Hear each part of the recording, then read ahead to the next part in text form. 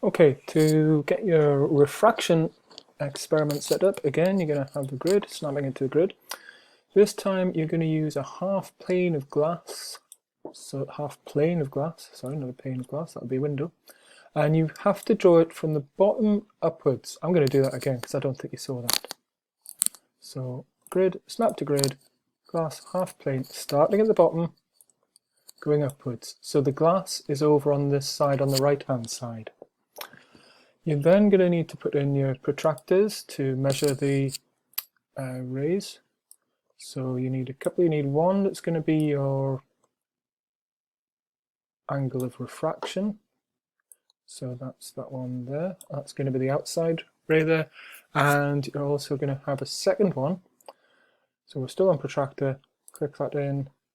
And this is going to be a smaller one. But this is going to be measuring with the 0 over here.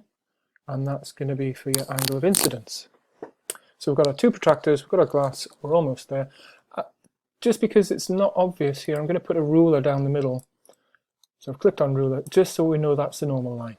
And that's the angles that we're measuring from, because it's not clear otherwise.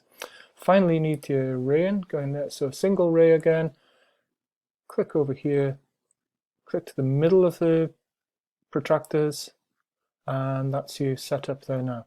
So you can now move your ray around and see what happens as it refracts in the glass.